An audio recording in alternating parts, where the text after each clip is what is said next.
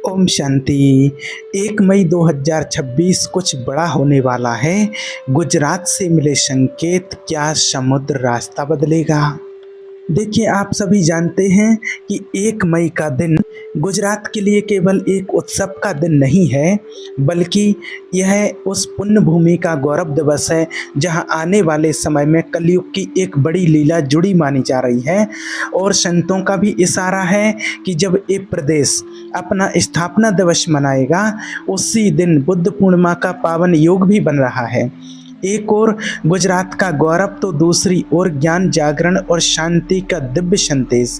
क्या ये आने वाले शुभ परिवर्तन का शुभ संकेत है? कई लोग मानते हैं कि आने वाले टाइम में होने वाला है महापरिवर्तन, और ये महापरिवर्तन तो होना ही होना है और महापरिवर्तन को कोई रोक नहीं सकता है। लेकिन इस महापरिवर्तन की इस समुद्री सीमा से, गुजरात की इसी समुद्री सीमा से जुड़ सकता है। आखिर क्यों श्री कृष्ण जी ने अपनी स्वर्णिम द्वारिका को इसी तट पर डुबाया था? क्या वो आने वाले समय की किसी बड़ी घटना का संकेत था? क्या समुद्र अब अपना मार्ग बदलेगा, या फिर कोई पुराना राज अब बाहर आने का समय आ गया है? तो आज आपको वो बात बताएंगे जिससे आपका मन एक सोच में पड़ जाएगा और आप समझ जाएंगे कि गुजरात की इस धरती पर महादेव की कैसी दिव्य योजना मानी जाती है।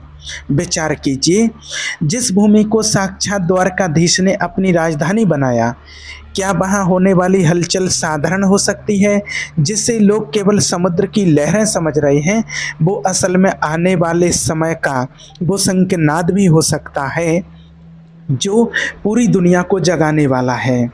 देखिए, जैसी नज़र वैसी दुनिया को यहाँ केवल विकास दिखता है, लेकिन संतों को, महान पुण्य तपस्वी आत्माओं को उसी विकास में विनाश छिपा हुआ दिखता है। और यहाँ आने वाले समय के वो पद चिन्ह दिखाई दे रहे हैं जो धर्म के उदय की गवाही देंगे।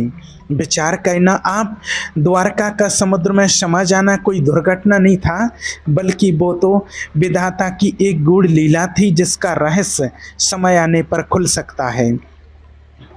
याद रखना, जब समय का चक्र अपनी धुरी बदलेगा, तब इसी समुद्र के गर्भ से वो सत्य बाहर निकलेगा जो पूरी मानवता को नई दिशा देगा। आज जो संकेत आज मिल रहे हैं, सोमनाथ से लेकर के द्वारका के तटों तक मिल रहे हैं, उन्हें समझने के लिए आपको किसी बड़े यंत्र की ज़रूरत नहीं है, बस आपको श्रद्धा की आंखें चाहिए। आने वाले समय में जो बड़ा शुभ बदलाव आने वाला है, उसकी तैयारी इस वीर भूमि पर प्रारंभ हो चुकी है। क्या आप जानते हैं कि गिरनार के शिखर पर बैठे वो योगी आज अचानक मौन क्यों हो गए हैं? क्या वे उस समय की प्रतीक्षा कर रहे हैं जब गुजरात का इस समुद्री तट फिर से स्वर्णिम इतिहास रचेगा? याद रखना, समय के आगे किसी की नहीं चलती है। जब काल का पहिया घूमता है तो बड़े बड़े शूरवीर भी सिर झुका देते हैं। आने वाले समय की आहट साफ सुनाई दे रही है और गुजरात इस महापरिवर्तन का एक मुख्य केंद्र बन सकता है। क्या आप तैयार हैं उस शुभ बदलाव के लिए? क्या आपकी भक्ति की शक्ति इतनी मजबूत है कि आप उस आने वाले समय का स्वागत कर सकेंगे? क्या आप उसमें सुरक्षित रह सकेंगे, या फिर उस समय को देख करके आप अपना आपा खो देंगे, घबरा जाएंगे, या आप उसका स्वागत कर पाएंगे? तो इस 1 मई के अवसर पर गर्व होना चाहिए कि हम उस मिट्टी से जुड़े हैं जहां से ईश्वर की पुकार फिर से इस दुनिया में एक बार गूंजेगी। जो सत्य हमारे समुद्र की गहराई में छिपा है, उसे बाहर आने से अब कोई नहीं रोक सकता है। आने वाला समय केवल चेतावनी नहीं, बल्कि ये तो उन लोगों के लिए एक वरदान हो सकता है जो भगवान के लिए समर्पित हैं। याद रखिए, गुजरात की लहरें डूबने के लिए नहीं, बल्कि सोया हुआ भाग्य जगाने के उठ उठ रही हैं। गुजरात की ये पवित्र धरती विशाल समुद्री तट को अपने भीतर समेटे हुए है। इसी धरा के एक और पवित्र सोमनाथ मंदिर विराजमान है, तो दूसरी ओर स्वयं ठाकुर जी की नगरी द्वारका अपनी दिव्यता बिखेर रही है। वही द्वारका जिसके बारे में लोक मान्यता है कि कलयुग के अंतिम समय में जब समुद्र अपना मार्ग बदलेगा तब उसके छिपे हुए रहस्य फिर सामने आ सकते हैं। और कई लोग मानते हैं कि इसी पवित्र भूमि से एक नए बदलाव की शुरुआत होगी। विचार कीजिए, जिस भूमि पर एक ओर महादेव का आशीर्वाद हो और दूसरी ओर श्री कृष्ण की कृपा बरसती हो, वो भूमि साधारण कैसे हो सकती है। जिस धरती के कण कण में शिव की शक्ति और भक्ति और श्री कृष्ण की लीला बसती हो, उस भूमि का भविष्य भी असाधारण होना स्वाभाविक है। यही कारण है कि संत महात्मा इस धरा को केवल एक प्रदेश नहीं बल्कि आने वाले समय की दिव्य भूमिका मानते हैं। और संयोग देखिए, इसी पावन काल में बुद्ध पूर्णिमा का शुभ प्रकाश भी इस भूमि पर पड़ रहा है, जिसे ज्ञान जागरण और सत्य के प्रकट होने का प्रतीक माना जाता है। आज दुनिया को यहाँ केवल व्यापार, प्रगति और विकास दिखाई देता है, पर जिनकी दृष्टि दिव्य है, जिनकी दृष्टि आत्मिक है, जिनकी दृष्टि गहरी है, वे जानते हैं कि गुजरात की मिट्टी में धर्म, पराक्रम और समृद्धि तीनों का संगम बसा हुआ है। बस ये वही भूमि है जहाँ भक्ति के साथ परिश्रम भी पूजा माना जाता है, जहाँ मेहनत करने वाला कभी खाली हाथ नहीं लौटता। जिस धरती ने बार बार इतिहास रचा हो, वही भविष्य में भी नया अध्याय लिखने की शक्ति रखती है। सोमनाथ स्वयं इस बात का प्रमाण है कि जो धर्म पर टिका हो उसे कोई मिटा नहीं सकता है, क्योंकि सोमनाथ मंदिर को आप सभी ने इतिहास पढ़ा होगा, मोहम्मद गजनबी ने 17 बार लूटा था और उसके बावजूद भी पूरा नहीं लूट पाया था। तो इस बात का सोमनाथ मंदिर प्रमाण है कि जो धर्म पर टिका हो उसे कोई मिटा नहीं सकता है। कितनी बार आंधियाँ आईं, कितनी बार प्रहार हुए, पर ये मंदिर फिर भी वहीं के वहीं खड़े रहे और फिर भी अधिक तेजस्वी बना पहले से। देखिए, जब पूर्णिमा का चंद्रमा अपनी पूर्ण आभा से आकाश को प्रकाशित करता है, तब प्रकृति भी मानो कई संकेत देने लगती है। क्या ये वही समय है जब चंद्र प्रकाश इस पवित्र भूमि के छिपे हुए रहस्यों को उजागर करने आया है? और उधर गिरिनाथ के शिखर आज भी उन ऋषियों और योगियों की तपस्या के मौन साक्षी बने खड़े हैं, जिन्होंने इस भूमि को साधना की ऊर्जा से भर दिया। समुद्र की हर लहर मानो यही कह रही है कि समय अब निकट है परिवर्तन का, जब इस भूमि से फिर एक नई दिशा संसार को मिलने वाली है। जिस समुद्र को लोग केवल लहरें समझते हैं, वही इस भूमि की समृद्धि, व्यापार और सौभाग्य का द्वार भी है। जो लोग इसे केवल एक साधारण सी कथा या वीडियो समझते हैं, वो लोग उस संकेत को नहीं देख पा रहे हैं जो प्रभु धीरे धीरे प्रकट कर रहे हैं। याद रखना, जब धर्म और ज्ञान का प्रकाश एक साथ जागता है, तब परिवर्तन की राह स्वयं बन जाती है। आने वाला समय गुजरात के गौरव को और बढ़ाने वाला हो सकता है। शायद युवाओं के लिए नए अवसर लेकर आएगा, शायद भारत को नई दिशा देने वाला जरूर बनेगा, क्योंकि जहां प्रभु का वास हो, भारत में जहां प्रभु का वास होता है, वहाँ से शुभ परिवर्तन अवश्य जन्म लेता है। और जहाँ पूर्णिमा ज्ञान का दीप जलाए, वहाँ से नई चेतना का उदय होना भी निश्चित माना जाता है। इसलिए इस पावन भूमि की ओर श्रद्धा से देखिए, क्योंकि संभव है आने वाले समय का स्वर्णिम अध्याय यहीं से प्रारंभ हो। और अब प्रश्न ये उठता है कि यदि इस शुभ परिवर्तन का सबसे बड़ा संकेत प्रकट हुआ तो वह कैसे होगा? कई लोग मान्यताओं में कहा जाता है कि जब कलयुग अपने अंतिम चरण में पहुंचेगा, तब समुद्र अपने भीतर छिपे रहस्यों को फिर सामने ला सकता है। और उन्हीं रहस्यों में सबसे बड़ा नाम है ठाकुर जी की पावन नगरी द्वारका। कहा जाता है कि जो नगरी कभी समुद्र की गोद में समा गई थी, वो समय पूर्ण होने पर फिर चर्चा का केंद्र बन सकती है। याद रखना, यदि ऐसा हुआ तो वो केवल एक प्राचीन नगरी का नाम सामने आना नहीं होगा, बल्कि धर्म, सत्य और नई चेतना के युग का संकेत माना जाएगा। क्योंकि द्वारका केवल पत्थरों और महलों का नाम नहीं, क्योंकि द्वारका केवल पत्थरों और महलों का नाम नहीं, वो तो श्री कृष्ण जी की नीति, मर्यादा और धर्म और आदर्श राज्य का प्रतीक है। विचार कीजिए, जहाँ से कभी प्रभु ने संसार को धर्म का मार्ग दिखाया, यदि वही भूमि फिर जगत का ध्यान आकर्षित करे तो क्या वो साधारण बात होगी। कई लोग मानते हैं कि सतयुग पहले आकाश से नहीं उतरता, वो मनुष्य के विचारों, आचरण और सत्य के मार्ग पर लौटने से प्रारंभ होता है।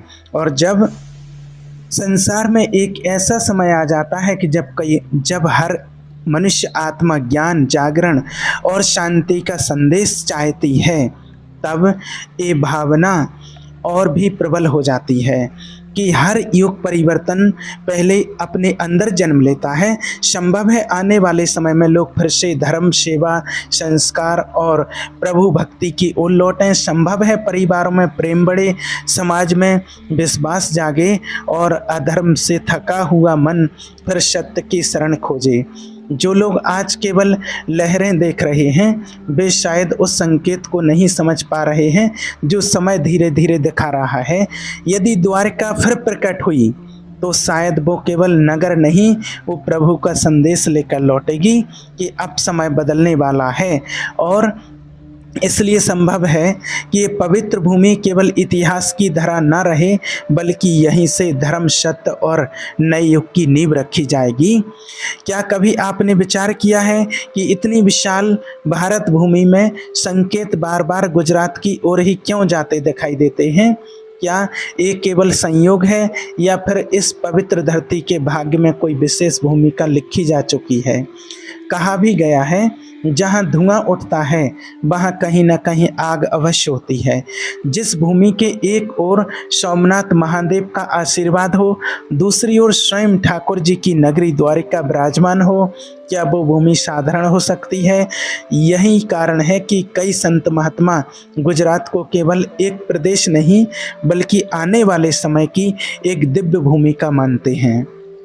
और एक प्रश्न सबसे बड़ा अभी भी वहीं खड़ा है कि श्री कृष्ण सब कुछ जानते थे, फिर उन्होंने अपनी स्वर्णिम द्वारका को समुद्र में समाने क्यों दिया? क्या ये केवल समय की लीला थी या फिर किसी ऐसे रहस्य को सुरक्षित रखने का मार्ग था जिसे समय आने पर ही प्रकट होना था? कई लोक मान्यताओं में कहा जाता है कि द्वारका का समुद्र में समा जाना अंत नहीं था, बल्कि एक भ्रम था। जैसे कोई महान ग्रंथ समय आने तक बंद रखा जाता है, वैसे ही उस नगरी का रहस्य भी लहरों के भीतर छिपा दिया गया। और यदि ऐसा है तो फिर एक प्रश्न और आता है, यदि आने वाले समय में समुद्र अपना मार्ग बदले, यदि लहरें अपने भीतर छिपी कथा को फिर जगत के सामने लाएं, तो सबसे पहले क्या सामने आएगा? क्या केवल पत्थर और दीवारें दिखाई देंगी या फिर इतिहास का वो सत्य प्रकट होगा जिसे दुनिया ने केवल कथा समझ रखा है? याद रखना, समय से पहले और भाग्य से अधिक कभी किसी को नहीं मिलता, पर जब समय आता है तो बंद द्वार भी खुल जाते हैं। समुद्र जब शांत दिखाई देता है, तब भी वो अपने अंदर अनगिनत रहस्य समेटे रहता है। संभव है समय आने पर वही समुद्र संसार को चौंका दे। और संयोग देखिए, जब समय आ गया है परमात्मा के ज्ञान और जागरण का संदेश देने का, तब ये भावना और गहरी हो जाती है कि हर छिपा हुआ सत्य एक दिन प्रकाश में अवश्य आता है। शायद इसी कारण संकेत बार बार गुजरात की ओर जाते महसूस होते हैं। शायद इसी कारण द्वारका आज भी लोगों की आस्था और जिज्ञासा का केंद्र बनी हुई है, और शायद इसी कारण संकेत बनी हुई है। और आने वाले समय का कोई बड़ा अध्याय इसी पवित्र तट से जुड़ा माना जा रहा है। इसलिए जो लोग आज केवल लहरें देख रहे हैं, वे संभव है उस रहस्य को ना देख पा रहे हों जो समय आने पर पूरी दुनिया को सोचने पर मजबूर कर देगा। क्योंकि देर है, अब अंधेर नहीं। सत्य जब प्रकट होता है तो संसार स्वयं उसे स्वीकार करता है। याद रखना, जब इतने संकेत एक साथ दिखाई देने लगे, तब समझ लेना चाहिए कि समय केवल प्रश्न नहीं पूछ रहा है, बल्कि उत्तर देने की तैयारी भी कर रहा है। क्योंकि हर रहस्य का उद्देश्य भय फैलाना नहीं होता। कई बार वो मनुष्य को जागृत करने के लिए सामने आता है। संभव है कि यही पावन धरती आने वाले समय में केवल इतिहास की चर्चा का केंद्र न बने, बल्कि विकास, समृद्धि और नई दिशा का उदाहरण भी बने।